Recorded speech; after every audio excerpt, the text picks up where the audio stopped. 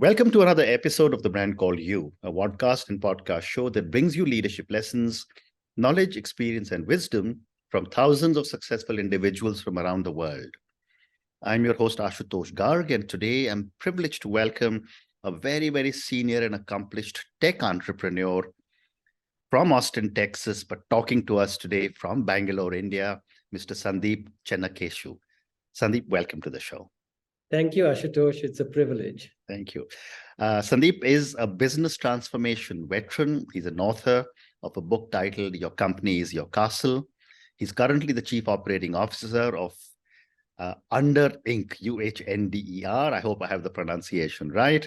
A pioneer in digital imaging radar. He's the former Chief Technology Officer of Ericsson, the former president of Blackberry, and he's an author. And all of you know, I'm very partial to authors. He's an author of a book titled Your Company is Your Castle, and we'll talk about it. So Sandeep, let's start by asking you about your incredible journey in the world of technology and how you got to where you are today.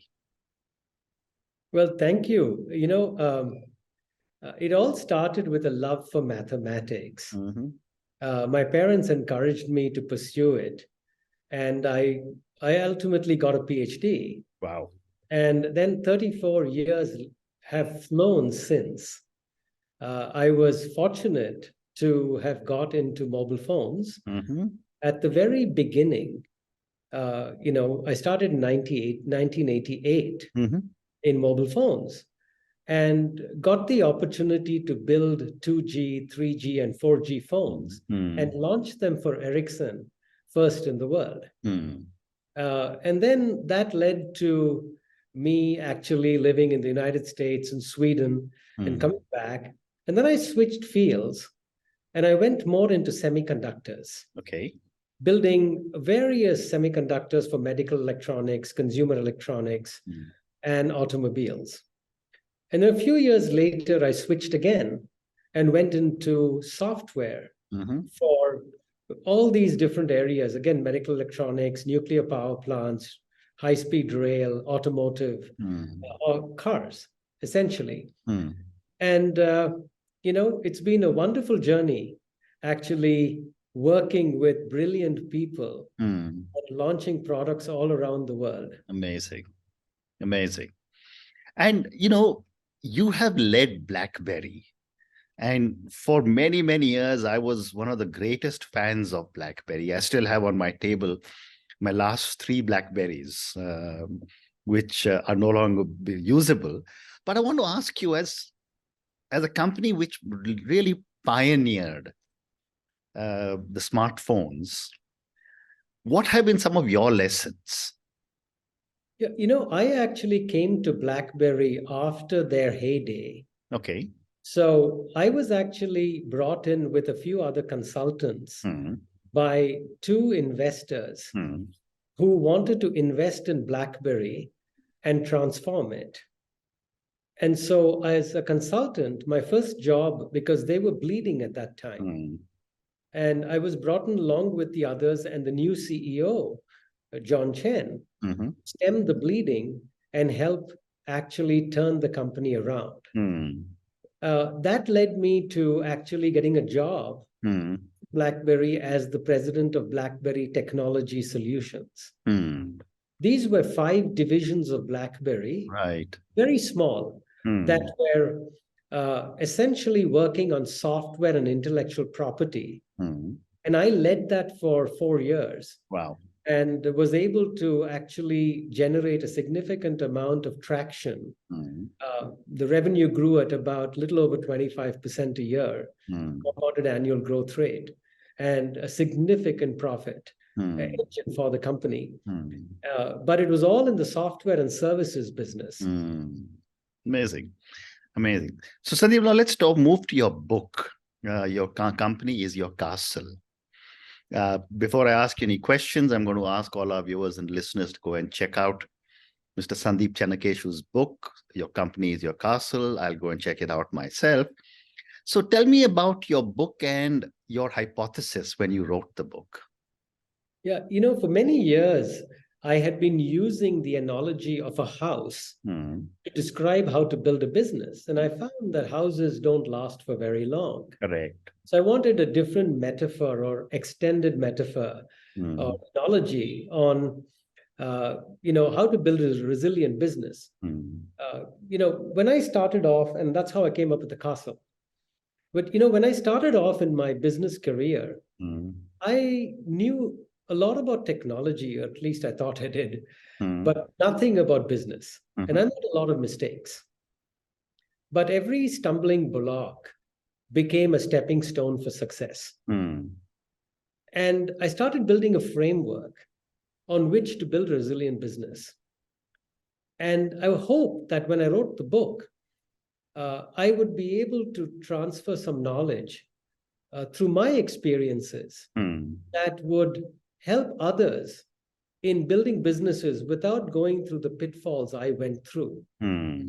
So when looking for this metaphor, I said medieval castle would be very interesting because, medieval castles, those that are standing, have lasted several hundred years. Correct. They withstood nature's elements and invaders.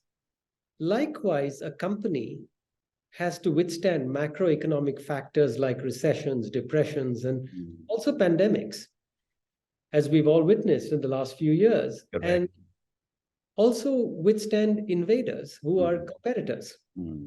So I basically have written a holistic framework. I've really talked about a holistic framework about how to build a company through 8 elements that I contrast with the medieval castle's 8 elements to talk about how you can actually reinforce the business to make it last with all factors. And what are these 8 structural elements to construct strong businesses that last just like a medieval castle? Yeah, so the first element obviously is the location. Castles are typically built at strategic locations on very solid bedrock. And likewise, a business needs to have the right business model that is sticky, so that in the face of competition, it still thrives. On that location, you have to have a solid foundation. Otherwise, if you don't have a solid foundation, you cannot build a magnificent structure because it won't bear the weight of the structure. In a business, that foundation is cash flow. Correct. Without cash, you can't really build a good business. Correct. And then the next thing is the strategy. The strategy I contrast to the perimeter wall or the curtain wall of a castle. That's what surrounds the castle and protects it against invaders and gives it advantages. Now, the wall itself can be breached if it's very long and unprotected. People can scale it, people can tunnel under it. So you have to have protective towers that line the walls. And these protective towers, along with the wall, form a structural bond to protect the castle. And these towers are product creation, product delivery, sales channels, and execution. And then right in the middle of the castle is a central structure called the keep. Correct. And the keep represents the culture, because even if the strategy and the curtain wall survived, but the keep fell, the castle fell. So in a way, the culture is the central piece of any company. When strategy and culture clash, culture always wins. Correct. What I always say is that strategy is what you want to get done, but culture is actually what you do get done. So unless you preserve culture and have the right culture, you're never going to accomplish your strategy. And finally, you need to have a roof on this keep to stay warm, to prevent rain and snow hitting you and the granary and the armory. And I call that roof stakeholder confidence. It's the last element of a company, and your stakeholders are your investors. Correct. Your customers, and your employees. And that creates the holistic structure. And for each of these elements, I talk about recipes of how you can build them to reinforce each other and make your castle or your company more resilient. Finally, I talk about, now that you've built your magnificent castle or your company, how do you run it? Correct. And how do you build yourself to run it? So there are some principles and beliefs that I believe can help entrepreneurs and aspiring minds from growing and running companies. Oh, amazing. What an amazing comparison of so many different aspects of a castle to a company. Thank you. You also speak about culture, and you say that's the central part of the castle. Can you share some tips for creating a positive and inclusive culture? Yeah, I mean, one of the biggest things that I have focused on is basically it's engagement. So in any company I have run, I try to engage with my employees to make them part and parcel of owning the strategy and driving the strategy. And that only comes through a combination of inclusion, a sense of purpose, and engagement. So I use 3 techniques to do that. One is I have something called Ask Me Anything meetings. So every month, anyone who has a birthday joins me for breakfast or lunch or a round table where we eat a little bit and then we chat. And we chat about basically allowing the employees to ask me any question. There are no holds barred in these questions. You can ask me anything. Correct. The whole idea is the transparency for them to know that I trust them and they trust me, and we can share information freely about how to move the company forward.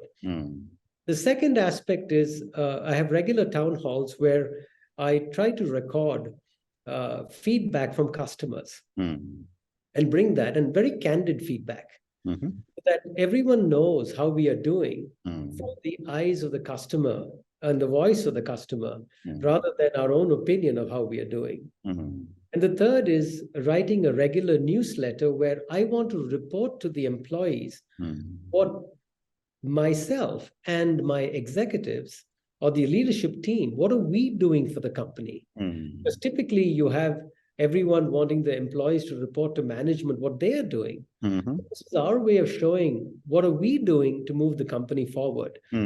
By kind of establishing a combination of these things and a lot of informal chats, like, after I normally work late in the evening, but after 5:36, I keep an open door policy and have anyone who wants to drop in to chat. You learn so much from so many people. Correct. That it creates a much more inclusive culture, and you get ideas.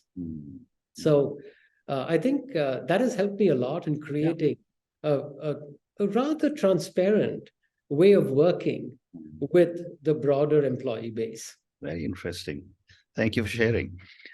My next question is on communication, and I think part of it you probably have already answered, that how can leaders communicate effectively their values and vision to the teams, and what are some of the common mistakes to avoid? It's a really complicated, it's a really good question. It's a very insightful question. I think the main thing is to build trust. Okay. I think everything else is secondary. See, when Joel Arthur Barker, a futurist, wrote a very interesting, he has a very interesting definition for the difference between a manager and a leader. He said a manager manages within a paradigm. A leader manages between paradigms. Wow. Okay. Now, normally when you manage between paradigms, there's obviously a paradigm shift. And if that shift is sufficiently large, you require people to help accomplish that shift. But why will they trust you and follow you? Not just because you're the leader. You have to establish that trust with them so they will follow you. Right. So the key is to establish that trust. Mm-hmm. So one of the ways you establish trust is that engagement that I spoke about earlier. Mm-hmm. The second is to build metrics that are valuable. Like in every company, you need to have an annual operating plan that's realistic and achievable. Correct. Okay? And then how do you break that into metrics and show the employees that you're hitting the metrics and that you are taking responsibility for the accomplishment? You know, I always maintain that if we are successful, it is because of my employees. If we fail, it's because of me. So you have to basically build that trust. Correct. That they will follow you. That's the easiest way to communicate. Once you're trusted, it is so much easier to communicate. Well said. Well said. And therefore, my next question is for a lot of startup founders. Given your own vast experience, what are your thoughts for a startup founder on being able to build the processes that you seem to have built and acquired over so many years of work? Yeah, I think to begin with, I would say read the book. It's got the recipe and the framework. Yes. But honestly, everything starts with a really sound business plan, a well thought through business plan. So if I had to advise a founder starting, I'd say think through that very carefully and plan it, because the business plan in a way is a reflection of the maturity and thinking of the founder. You know, if you look at a lot of companies, you know, 2/3 of all companies that are started within 10 years, about 20% fail in 2 years, 45% in 4 years, and 65% in 10 years. And what are the common reasons they fail? The most common reason is they run out of money. Correct. The second is their market knowledge is limited. So they don't price their products properly, or they've underestimated competition. Next, there is no need. The market doesn't even want their product. And finally, they don't hire the right people to execute. So all of this should be captured in your business plan to make it really, really sound. You have to explain to your investors, right, and your stakeholders, why are you going to win? And how are you going to win? What is that systematic set of steps that you're going to take in order to win? And the best way is to be your harshest critic. Correct. Now, and that's the only way to actually create a credible plan and then hit those milestones that you set. And that's all about execution.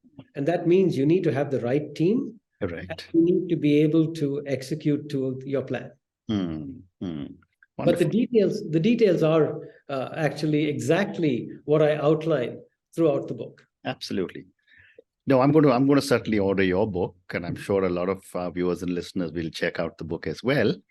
But my next question is, what are the 7 beliefs that you talk about to take on one's career journey?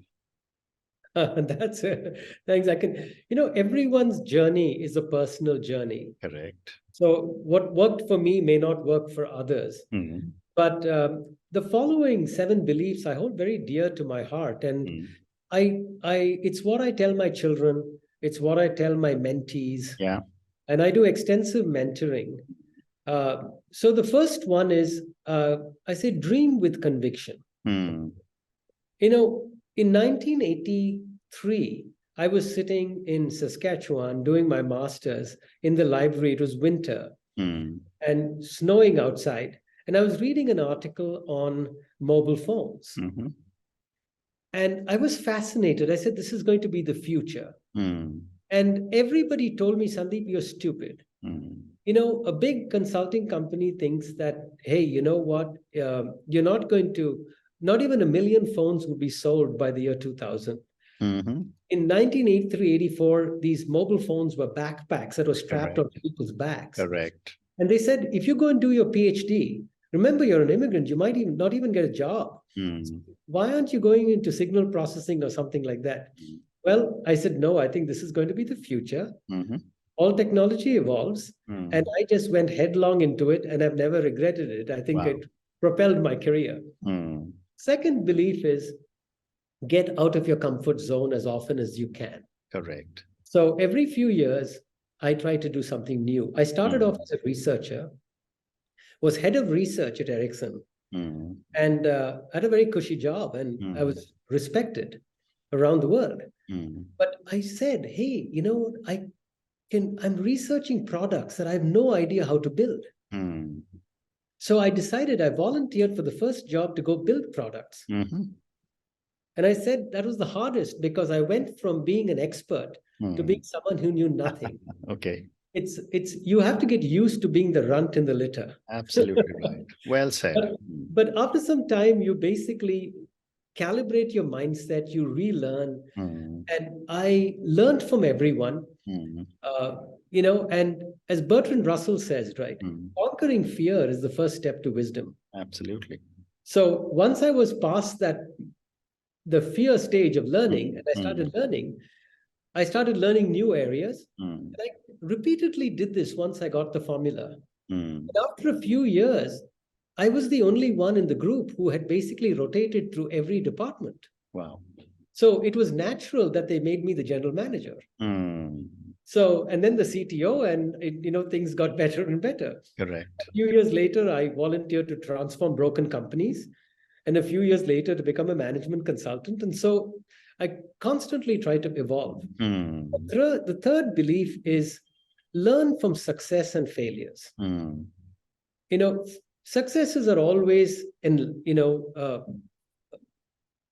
ego boosting in a way, but failures are actually enlightening should you wish to confront them. Absolutely. I learned more from my failures than from my successes. The fourth is learn to deal with adversity. You know, you either walk away from it or you learn to deal with it, but never let it swallow you. And all of us face adversity. A professor friend of mine, and I write this in the book, taught me something very interesting.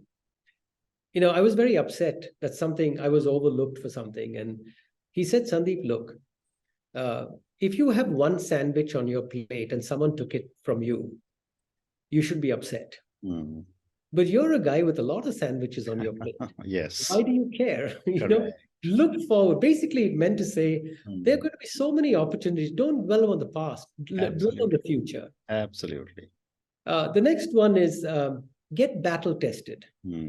You know, I loved cricket more than any sport I've played. I was not a very good cricketer, but I played a lot.